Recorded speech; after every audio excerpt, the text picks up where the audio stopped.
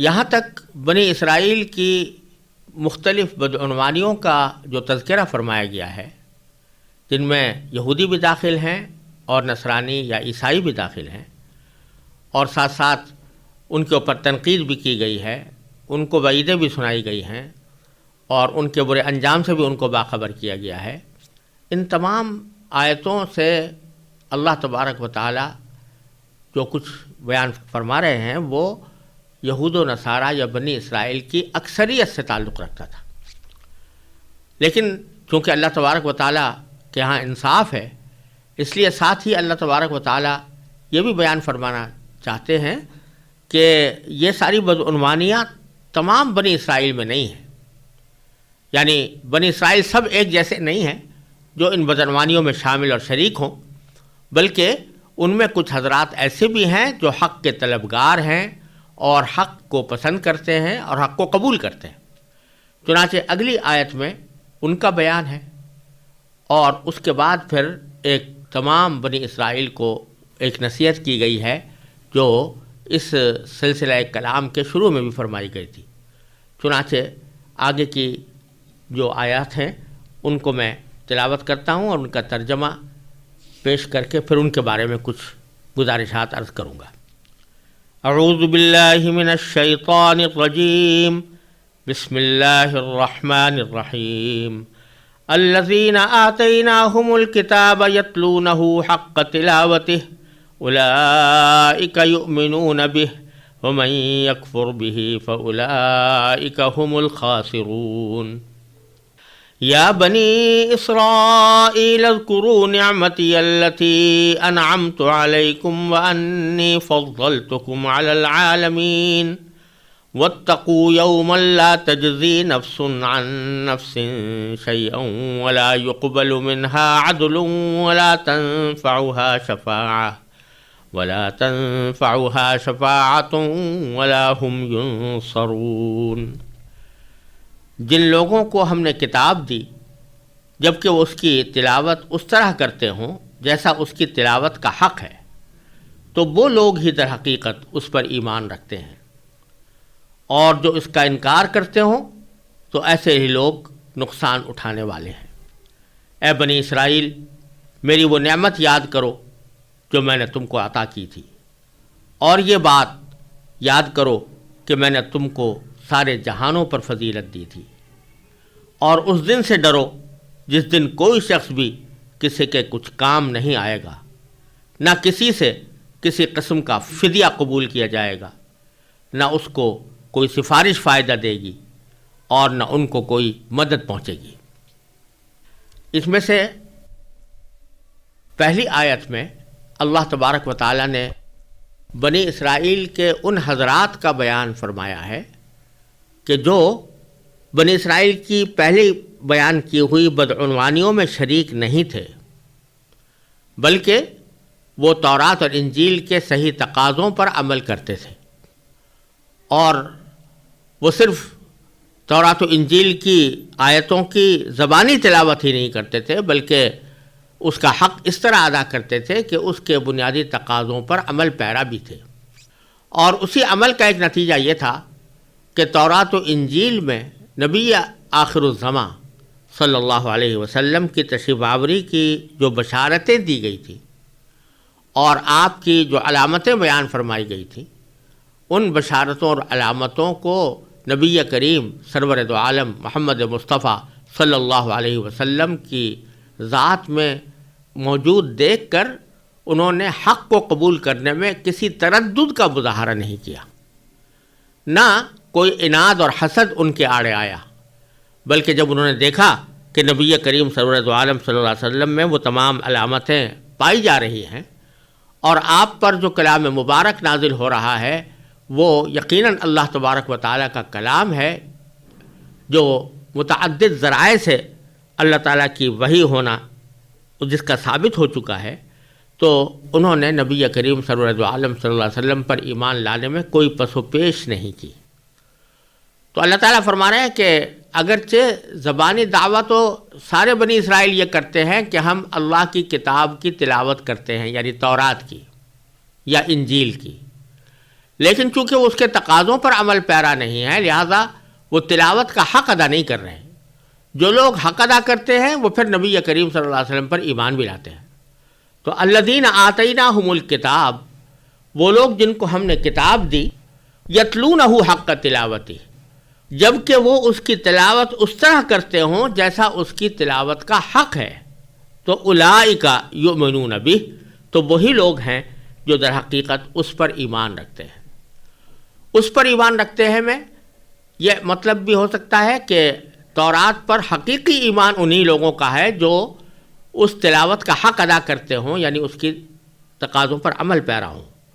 اور اس کا مطلب یہ بھی ہو سکتا ہے یؤمنون بہ کہ نبی کریم سرور دو عالم صلی اللہ علیہ وسلم کی طرف بھی ہو سکتی ہے کہ جو لوگ تلاوت کا حق ادا کرتے ہیں تو اس تلاوت کا حق کا ایک لازمی نتیجہ یہ بھی ہے کہ وہ رسول اللہ صلی اللہ علیہ وسلم پر ایمان لاتے ہیں۔ اور اس کے باوجود جو لوگ کفر کا راستہ اختیار کیے ہوئے ہیں وہ نقصان اٹھانے والے ہیں۔ ومن یکفر بہ فاولئک ھم الخاسرون، اور جو اس کا انکار کرتے ہیں تو ایسے ہی لوگ نقصان اٹھانے والے ہیں۔ اس آیت کریمہ میں اللہ تبارک و تعالی نے ایک عظیم حقیقت کی طرف اشارہ فرمایا ہے، اور وہ صرف یہودیوں اور نصرانیوں کے لیے نہیں بلکہ ہم مسلمانوں کے لیے بھی قابل توجہ ہے۔ وہ یہ کہ اگرچہ کسی آسمانی کتاب کی تلاوت بذات خود ایک بڑی عظیم نیکی ہے، مثلا قرآن کریم کی صرف تلاوت بھی اگر کوئی کرے تو تلاوت ایک بہت بڑے ثواب کا کام ہے، لیکن تلاوت کا حق اس وقت تک ادا نہیں ہوتا جب تک کہ اس کتاب کو جس کی تلاوت کی جا رہی ہے برحق سمجھ کر اس کے بنیادی عقائد کو تسلیم نہ کیا جائے۔ اگر کوئی آدمی قرآن کی تلاوت تو کرے لیکن اللہ تعالیٰ کو ایک نہ مانے،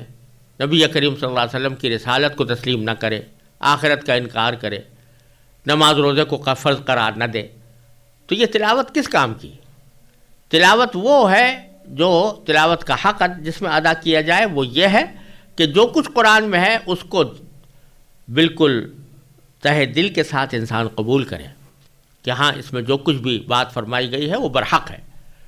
اور اس میں جو کچھ بھی ارشاد فرمایا گیا ہے وہ میرے لیے واجب التعمیل ہے۔ میں کہیں غلطی کر جاؤں، اپنے نفس کے تقاضے سے کہیں بہک جاؤں یا کوئی گناہ مجھ سے سرزد ہو جائے وہ الگ بات ہے، لیکن میں اس کو گناہ ہی سمجھوں گا اور اللہ تعالیٰ کی بیان کی ہوئی ہدایات پر کو برحق مانوں گا۔ جب تک کہ آدمی کے دل میں یہ ایقان نہ ہو، جب تک یہ یقین نہ ہو، اس وقت تک وہ تلاوت کا حق ادا نہیں کرتا۔ تو اللہ تبارک و تعالیٰ فرما رہے ہیں کہ اگرچہ تورات اور انجیل کی تلاوت تو سارے بنی اسرائیل کرتے ہیں لیکن اس کا حق ادا نہیں کرتے، کیونکہ تورات اور انجیل کی سب سے بڑی اہم بنیادی تعلیم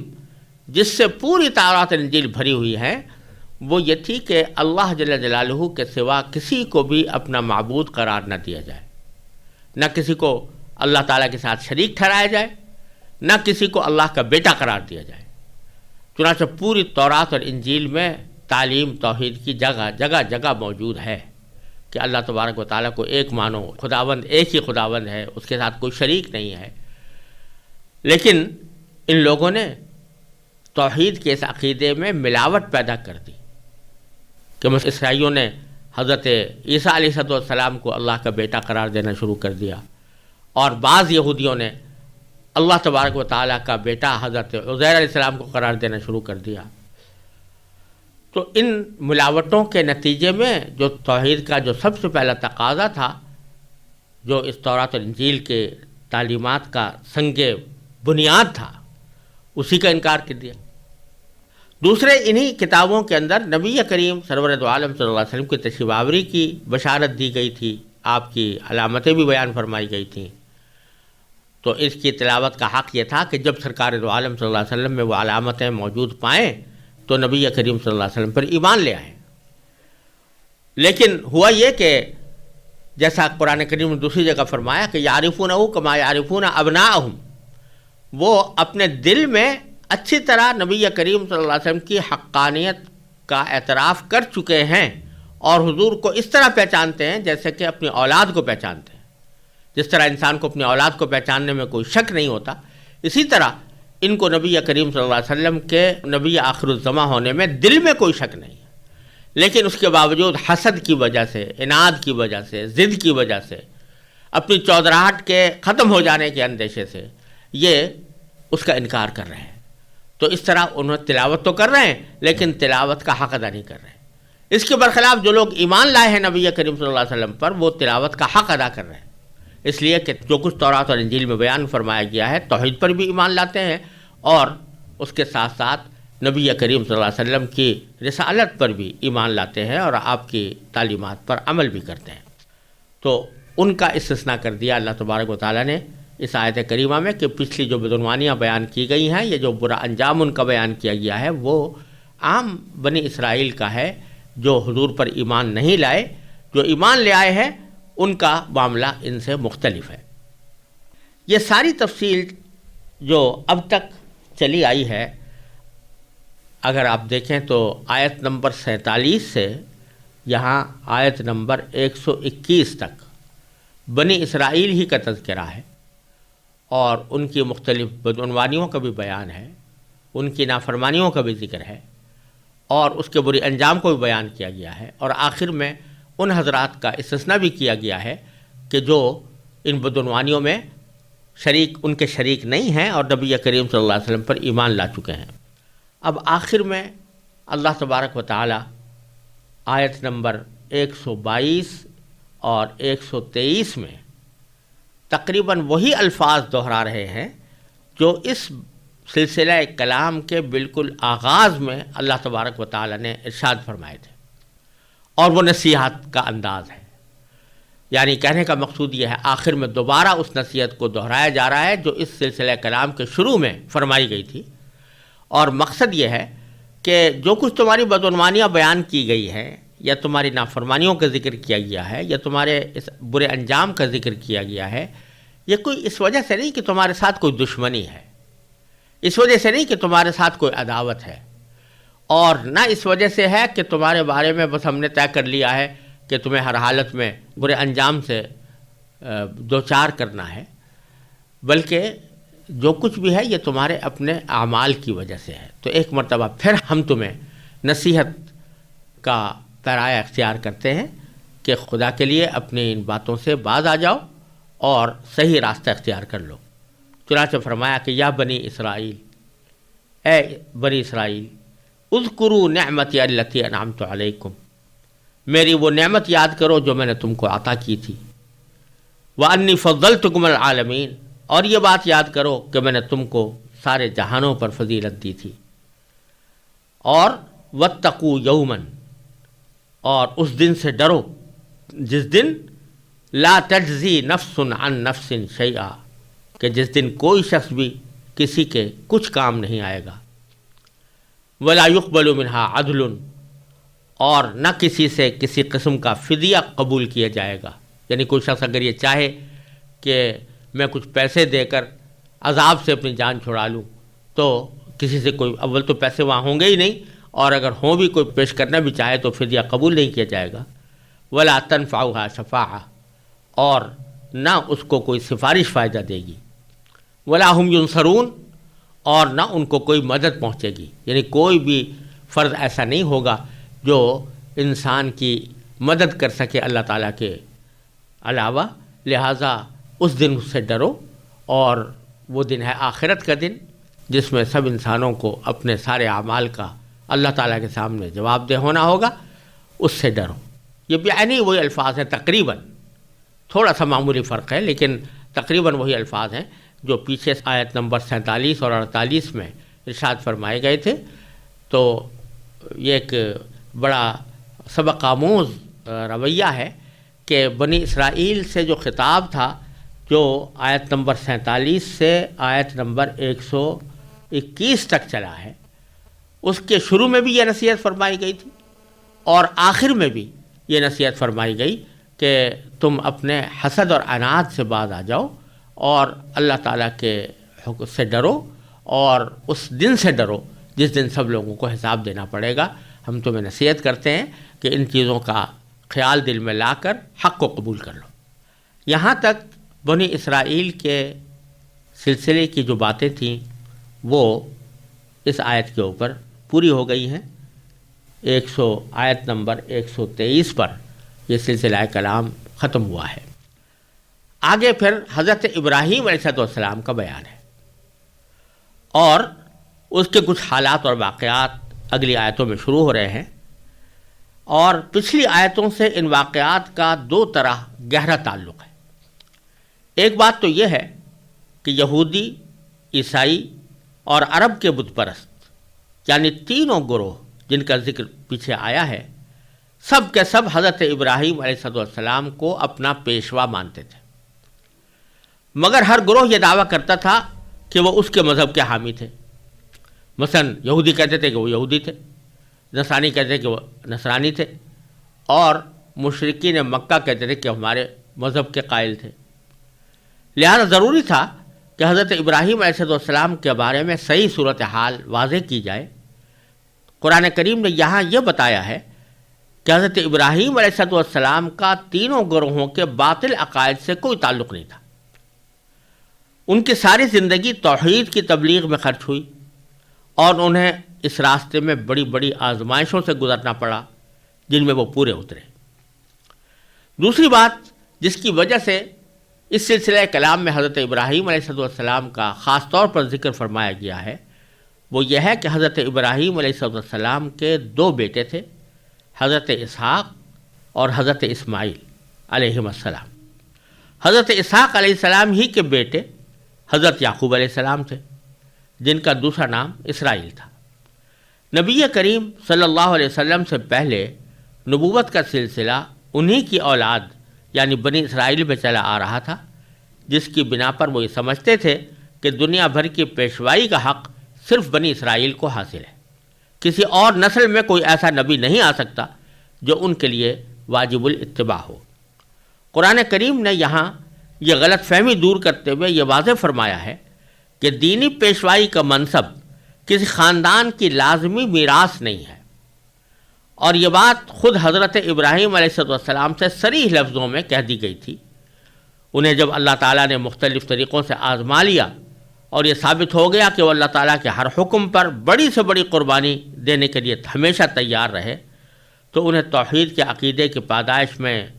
آگ میں ڈالا گیا، انہیں وطن چھوڑنے پر مجبور ہونا پڑا، انہیں اپنی بیوی اور اپنے نوزائیدہ بچے کو مکے کی خشک وادی میں ہی تنہا چھوڑنے کا حکم ملا۔ وہ بلا تعمل یہ ساری قربانیاں دیتے چلے گئے۔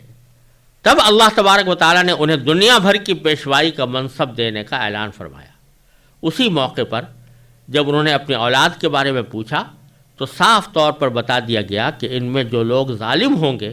یعنی اللہ تعالیٰ کی نافرمانی کر کے اپنی جانوں پر ظلم کریں گے، وہ اس منصب کے حقدار نہیں ہوں گے۔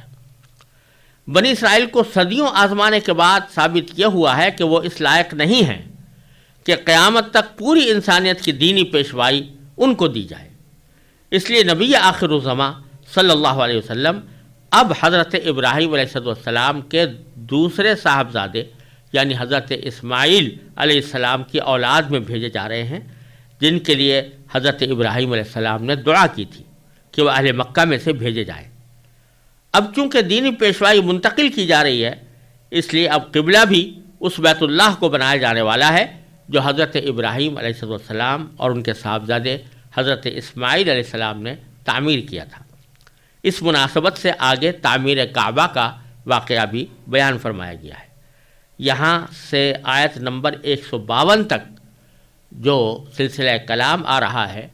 اس کا حضرت ابراہیم علیہ السلام سے، ان کے بیٹے حضرت اسماعیل علیہ السلام سے اور کعبے سے یہ تعلق ہے، اور اس کو اسی پس منظر میں سمجھنا چاہیے۔ اعوذ باللہ من الشیطان الرجیم، بسم اللہ الرحمن الرحیم۔ وَإِذِ ابْتَلَىٰ إِبْرَاهِيمَ رَبُّهُ بِكَلِمَاتٍ فَأَتَمَّهُنَّ قَالَ إِنِّي جَاعِلُكَ لِلنَّاسِ إِمَامًا قَالَ وَمِن ذُرِّيَّتِي قَالَ لَا يَنَالُ عَهْدِ الظَّالِمِينَ وَإِذْ جَعَلْنَا الْبَيْتَ مَثَابَةً لِلنَّاسِ وَأَمْنًا وَاتَّخِذُوا مِن مَّقَامِ إِبْرَاهِيمَ مُصَلًّى وعهدنا إلى إبراهيم وإسماعيل أن طهرا بيتي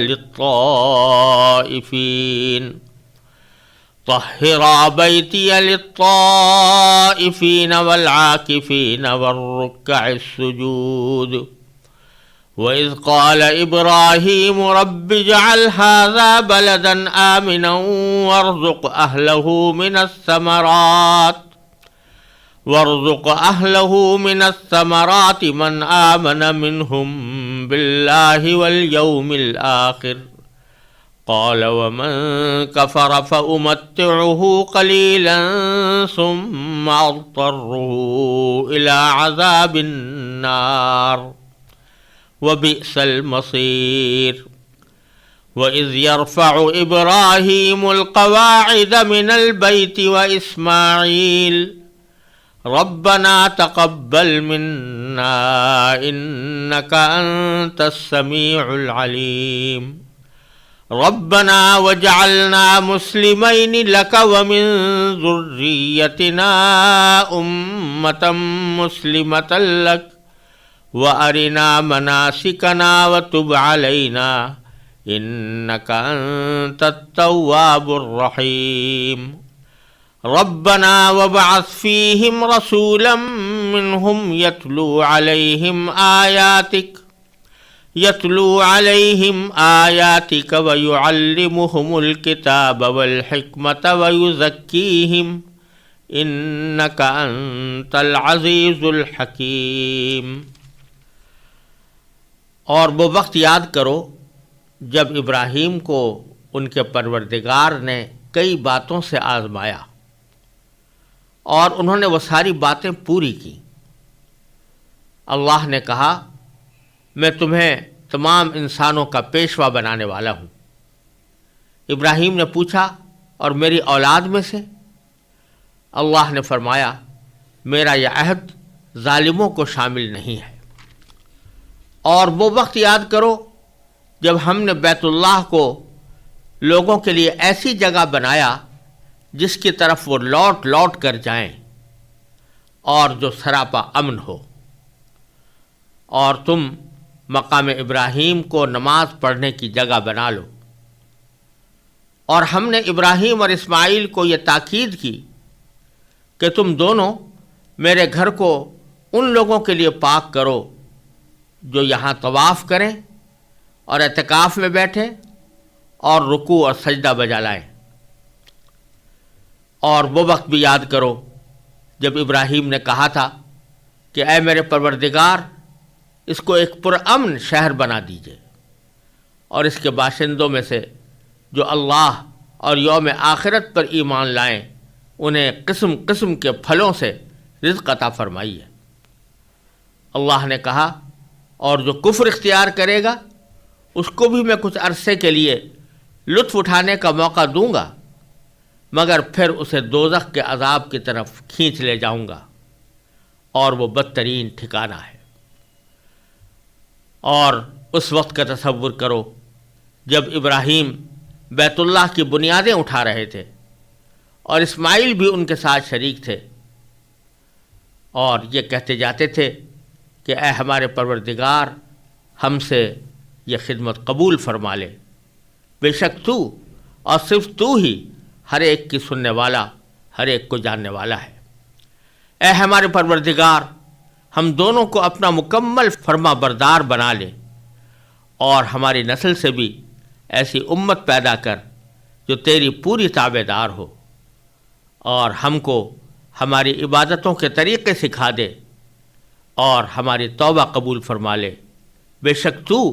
اور صرف تو ہی معاف کر دینے کا خوگر بڑی رحمت کا مالک ہے۔ اور ہمارے پروردگار ان میں ایک ایسا رسول بھی بھیجنا جو انہی میں سے ہو، جو ان کے سامنے تیری آیتوں کی تلاوت کرے، انہیں کتاب اور حکمت کی تعلیم دے اور ان کو پاکیزہ بنائے۔ بے شک تیری اور صرف تیری ذات وہ ہے جس کا اقتدار بھی کامل ہے، جس کی حکمت بھی کامل۔ ان آیات کریمہ میں اللہ تبارک و تعالی نے سب سے پہلے تو حضرت ابراہیم علیہ السلام کی قربانیوں کا ذکر فرمایا ہے کہ اللہ تبارک و تعالیٰ نے ان کی کس کس طرح آزمائش کی اور کس طرح وہ آزمائشوں میں پورے اترے، اور اس کے بعد پھر ان کا ایک عظیم کارنامہ جو بیت اللہ شریف کی اثر نو تعمیر کی شکل میں سامنے آیا، اس کا اللہ تبارک و تعالیٰ نے بڑے مؤثر انداز میں ذکر فرمایا ہے۔ سب سے پہلے یہ فرمایا کہ وَإِذِ ابْتَلَىٰ إِبْرَاهِيمَ رَبُّهُ بِكَلِمَاتٍ فَأَتَمَّهُنَّ، یعنی وہ وقت یاد کرو جب ابراہیم علیہ السلام کی ان کے پروردگار نے آزمائش کی تھی کچھ باتوں کے ذریعے، اور پھر اس کا نتیجہ یہ بتایا کہ فَأَتَمَّهُنَّ، یعنی حضرت ابراہیم علیہ السلام نے ان ساری باتوں کو پورا کر دکھایا۔ پہلی بات تو یہاں یہ سمجھنے کی ہے کہ اس آزمائش کا مقصد کیا تھا۔ ظاہر بات ہے کہ حضرت ابراہیم علیہ السلام کے پیدا کرنے والے اللہ تبارک و تعالیٰ ہی تھے، اور امتحان کا عام طور پر مقصد یہ ہوا کرتا ہے کہ کسی شخص کے بارے میں اس کی قابلیت کا علم نہیں ہے تو اس کا علم حاصل کرنے کے لیے اس کا امتحان لیا جاتا ہے یا اس کو آزمائش میں مبتلا کیا جاتا ہے۔ ظاہر ہے کہ حضرت ابراہیم علیہ السلام کے بارے میں اللہ تبارک و تعالیٰ کو پورا علم تھا، اللہ تبارک و تعالیٰ نے ہی ان کو پیغمبری کے لیے منتخب فرمایا تھا، پھر ان کی آزمائش کا مطلب کیا؟ تو اس سوال کا جواب خود اللہ تبارک و تعالیٰ نے اسی جملے میں یہ دیا ہے کہ آزمائش کرنے والا کون تھا؟ ربہ، ان کا رب، ان کا پروردگار۔ اور یہاں اللہ تبارک و تعالیٰ نے اپنا براہ راست نام اللہ کا نام لینے کے بجائے رب کا لفظ استعمال فرمایا، اور اس سے اشارہ اس طرف فرمایا گیا کہ رب کہتے ہیں اس ذات کو جو کسی کی تربیت کرے، جو کسی کو پالے پوسے اور اس کی تربیت کرے۔ تو یہاں ربہ کا لفظ استعمال کر کے اللہ تبارک و تعالیٰ نے یہ واضح فرما دیا کہ ابراہیم علیہ السلام کو جو ان آزمائشوں سے گزارا گیا وہ در حقیقت ان کی تربیت کا ایک حصہ تھا۔ ان کو اللہ تبارک و تعالیٰ ایک اعلیٰ مقام تک پہنچانے کے لیے ان کی تربیت فرما رہے تھے، اور ان تربیتوں کا ایک حصہ وہ آزمائشیں تھیں جن میں ان کو ڈالا گیا۔ ان کی آزمائشیں ایک بہت طویل تاریخ رکھتی ہیں، اور یہاں ان سب کی پوری تفصیل بیان کرنا مشکل ہے، اور عام طور سے لوگ اس کو جانتے بھی ہیں، لیکن انتہائی اختصار کے ساتھ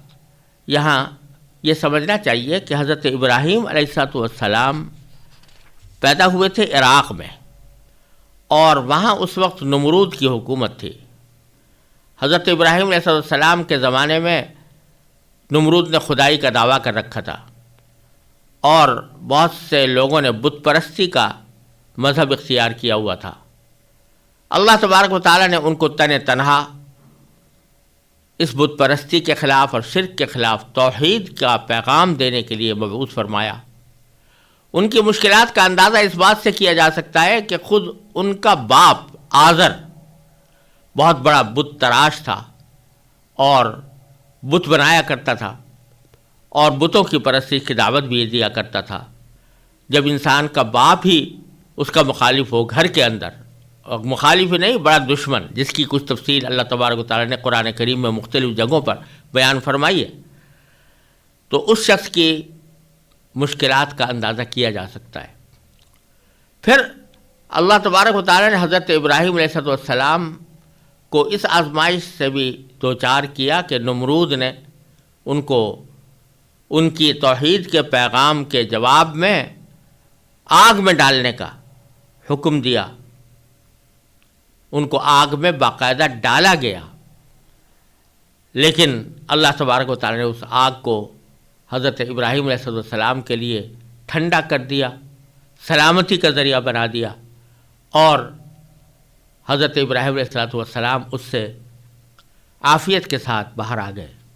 لیکن اپنی طرف سے انہوں نے اپنے آپ کو آگ میں ڈالنے کی آزمائش سے اپنے آپ کو ہچکچانے سے بھی باز رکھا اور بلا تأمل آگ میں کود گئے۔ اس کے بعد اللہ تبارک و تعالیٰ نے ان کو وطن چھوڑ کر ملک شام کی طرف ہجرت کرنے کا حکم دیا، وہاں چلے گئے۔ ابھی کچھ عرصے وہاں ٹھہرے تھے کہ حکم ہوا کہ اپنی بیوی حضرت حاجرہ اور ان کے بیٹے حضرت اسماعیل علیہ السلام کو لے کر شام سے مکے کی بے آب و گیاہ وادی میں، جہاں کوئی آبادی ہی نہیں تھی، جہاں کوئی پانی بھی نہیں تھا، کوئی سبزہ بھی نہیں تھا، وہاں لے جایا گیا، اور وہاں جا کر اللہ تعالیٰ کا حکم ہوا کہ ان کو اس بے آب و گیاہ صحرا میں تنہا چھوڑ دو اور خود واپس چلے آؤ۔ چنانچہ حضرت ابراہیم علیہ السلام اسی حالت میں اس بے آب و گیاہ صحرا میں اپنی بیوی اور بچے کو چھوڑ کر چلے آئے۔ اللہ تبارک و تعالیٰ نے ان کی پرورش کا اور ان کے رزق کا انتظام فرمایا، زمزم کا کنواں جاری ہوا۔ پھر اس کے بعد جب حضرت حاجرہ کے گود میں بچہ پرورش پاتا رہا اور چلنے پھرنے کے قابل ہو گیا تو حکم ہوا کہ اس کو ذبح کر دو۔ حضرت ابراہیم علیہ السلام اس کے لیے بھی تیار ہو گئے، جس کی تفصیل انشاءاللہ سورہ صافات میں آئے گی۔ تو یہ ساری آزمائشیں تھیں اور سارے امتحانات تھے جو تربیت کے لیے حضرت ابراہیم علیہ السلام کے لیے اللہ تعالیٰ نے مقرر فرمائے تھے، اور انہی سب کا ذکر اجمالی طور پر اللہ تعالیٰ نے یہاں پر فرمایا کہ وَإِذِ ابْتَلَىٰ إِبْرَاهِيمَ رَبُّهُ بِكَلِمَاتٍ، جبکہ ابراہیم کی اللہ نے، ان کے پروردگار نے آزمائش کی تھی کچھ باتوں سے۔ اس باتوں میں یہ ساری باتیں آ گئیں جن کا کچھ خلاصہ میں نے عرض کیا۔ پھر اس کا انجام مختصر لفظوں میں یہ بیان فرمایا فَأَتَمَّهُنَّ، یعنی ابراہیم علیہ السلام نے ان ساری باتوں کو پورا کر کے دکھایا، یعنی جو جو کام ان کے سپرد کیا گیا تھا وہ انہوں نے پورا کیا، جو قربانی ان سے مانگی گئی تھی وہ پورے طور پر انہوں نے دی، جس آزمائش میں ان کو ڈالا گیا تھا اس آزمائش پر پورے اترے۔ یہ ایک لفظ میں اللہ تبارک و تعالیٰ نے ان کے عظیم مقام کا اظہار فرما دیا کہ ہم نے ان کو طرح طرح سے آزمائشوں میں مبتلا کیا، لیکن ان سب میں وہ پورے اترے، انہوں نے ان سب کو پورا کر دیا۔ جب یہ پورا کر دیا تو اس کے بعد اللہ تبارک و تعالیٰ نے ان کو انعام کے طور پر یہ فرمایا کہ قال انی جاعلک للناس اماما، یعنی یہ فرمایا کہ میں تمہیں تمام انسانوں کا پیشوا بنانے والا ہوں، تمام انسانوں کا امام بنانے والا ہوں۔ امام کے معنی عربی زبان میں پیشوا کے آتے ہیں، یعنی وہ شخص کہ جو سب کا سردار ہو اور سب لوگوں کو اس بات کا حکم دیا گیا ہو کہ اس کے احکام کی تعمیل کریں، اس کو امام کہتے ہیں۔ چنانچہ امام کا ایک محدود مفہوم تو یہ ہے، جیسا کہ مسجدوں میں ہوتا ہے کہ جب نماز جماعت ادا کی جاتی ہے تو جو شخص نماز پڑھاتا ہے وہ امام کہلاتا ہے، اس لیے کہ سارے مقتدی اسی کی اقتداء میں نماز ادا کرتے ہیں، اور جو کچھ بھی امام کر رہا ہوتا ہے مقتدی بھی وہی کام انجام دیتے ہیں۔ وہ کھڑا ہوتا ہے تو مقتدی بھی کھڑے ہوتے ہیں، وہ رکوع میں جاتا ہے تو مقتدی بھی رکوع میں جاتے ہیں، وہ سجدے میں جاتا ہے تو مقتدی بھی سجدے میں جاتے ہیں، اس لیے اس کو امام کہا جاتا ہے۔ اور امام کا لفظ شریعت میں اور فقہ میں کسی اسلامی ریاست کے امیر کے لیے بھی بولا جاتا ہے کہ وہ سربراہ ہے کسی ملک کا یا کسی اسلامی ریاست کا، تو اس کو بھی امام کہا جاتا ہے۔ اور تیسرا معنی اس کا یہ ہے کہ جو دوسروں کی رہنمائی کرے اور دوسروں کو دین کی باتیں سکھائے اور دین کی باتوں کی تعلیم دے، اس کو امام کہتے ہیں۔ جیسے کہ ہم بہت سے اپنے بزرگوں کا جب نام لیتے ہیں تو ان کے ساتھ امام کا لفظ لگاتے ہیں، جیسے حضرت امام ابو حنیفہ رحمۃ اللہ علیہ، یا حضرت امام شافعی رحمۃ اللہ علیہ، حضرت امام مالک یا حضرت امام بن حنبل رحمۃ اللہ علیہ مجمعین، ان کے ساتھ جو ہم امام کا لفظ لگا رہے ہیں، تو اس وجہ سے نہیں کہ وہ نماز کے امام ہیں، یا اس وجہ سے نہیں کہ وہ کسی حکومت کے سربراہ تھے، بلکہ اس بنا پر کہ انہوں نے جو تعلیمات ہمارے لیے چھوڑی ہیں وہ ہمارے لیے مشعل راہ ہیں، اور ہم ان کی روحانی ان کے شاگرد ہیں، اس واسطے ان کو امام کہا جاتا ہے۔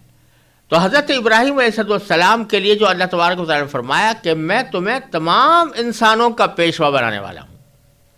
یعنی تمام انسان تمہیں اپنا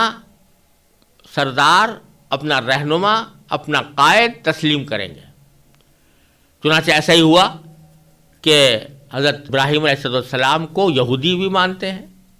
اپنا پیشوا قرار دیتے ہیں، یہ نصرانی اور عیسائی بھی مانتے ہیں، وہ بھی ان کو اپنا پیشوا قرار دیتے ہیں، اور امت محمدیہ علیہ صاحب الصلاۃ والسلام بھی حضرت ابراہیم علیہ السلام کو اپنا پیشوا قرار دیتی ہے۔ تو یہاں اللہ تبارک و تعالیٰ نے یہ بات فرمائی کہ میں تمہیں تمام انسانوں کا پیشوا بنانے والا ہوں، اس سے جو کافر گروہ تھے جن کا ذکر پچھلی آیتوں کے اندر آیا ہے، یعنی یہودی، نصرانی اور مشرکین مکہ یا مشرکین عرب، ان سب کو یاد دلایا جا رہا ہے کہ دیکھو حضرت ابراہیم علیہ السلام کو ہم نے یہ منصب عطا کیا تھا کہ وہ روحانی طور پر اور ایمان کے لحاظ سے سب کے پیشوا ہوں گے، چنانچہ تم سب لوگ بھی ان کو مانتے ہو، لہذا اب تمہارے باہمی اختلافات کو طے کرنے کا بہترین طریقہ یہ ہے کہ یہ دیکھو کہ حضرت ابراہیم علیہ السلام جن کو اللہ تعالیٰ نے اتنی آزمائشوں کے بعد تمہارے لیے امام اور پیشوا بنایا، ان کا مسلک کیا تھا، ان کا دین کیسا تھا، وہ کس بات کی دعوت دیتے تھے، اس کی طرف رجوع کرو تو اس سے تمہارے باہمی اختلافات خود ختم ہو جائیں گے، اگر ان کی صحیح مذہب اور ان کے صحیح دین اور ان کے صحیح تعلیمات کو تم سمجھ لو۔ تو اس لیے حضرت اللہ تبارک و تعالیٰ نے یہاں پر حضرت ابراہیم علیہ السلام کی پیشوائی کا اور پوری انسانیت کے لیے پیشوائی کا ذکر فرمایا۔ ساتھ ہی ذہن میں کسی کے یہ خیال بھی پیدا ہو سکتا تھا، اور بہت سے یہودی اور نصرانی اور بت پرست لوگ بھی یہ کہہ سکتے تھے کہ بھئی حضرت ابراہیم علیہ السلام کے بعد جو لوگ آئے وہ بھی حضرت ابراہیم علیہ السلام کی اولاد تھے، اور اپنے آپ کو حضرت ابراہیم علیہ السلام کی امت میں سے سمجھتے تھے، اور ان کے دین کو اپنا دین قرار دیتے تھے، لیکن ان کی باتیں تو ہم سے ملتی جلتی تھیں۔ یعنی جیسے یہودی بھی کہتے تھے کہ یہودیوں میں بہت سے لوگ وہ تھے کہ جو ابراہیم علیہ السلام کو مانتے تو تھے، لیکن حضرت ابراہیم علیہ السلام کی مذہب اور ان کی تعلیمات کی تشریح اس طرح کرتے تھے کہ جس میں بت پرستی بھی داخل ہو جاتی تھی، اور جس میں بعض اوقات اللہ کا کسی کو بیٹا قرار دینے کی بات بھی داخل ہو جاتی تھی۔ اور اسی طرح مشرکین مکہ جو ہیں وہ ابراہیم علیہ السلام کو مانتے تو تھے، لیکن ابراہیم علیہ السلام کی تصویریں بنا کر کعبے کے اندر رکھی ہوئی تھیں اور اس کی پوجا کرتے تھے۔ تو یہ سب لوگ بھی تو ابراہیم علیہ السلام کے پیروے کار تھے، تو پھر کیوں نہ ہم ان کی ذریت اور ان کی اولاد کی پیروی کریں جنہوں نے یہ طریقہ اختیار کیے تھے۔ تو اللہ تبارک و تعالیٰ نے فوراً اس کے بعد فرمایا کہ جب میں نے حضرت ابراہیم علیہ السلام کو یہ کہا کہ میں تمہیں ساری انسانیت کا پیشوا اور امام بنانے والا ہوں یا بنا رہا ہوں، تو اسی وقت حضرت ابراہیم علیہ السلام نے پوچھا تھا کہ قال ومن ذریتی، یعنی پوچھا حضرت ابراہیم علیہ السلام نے کہ اور میری اولاد میں سے،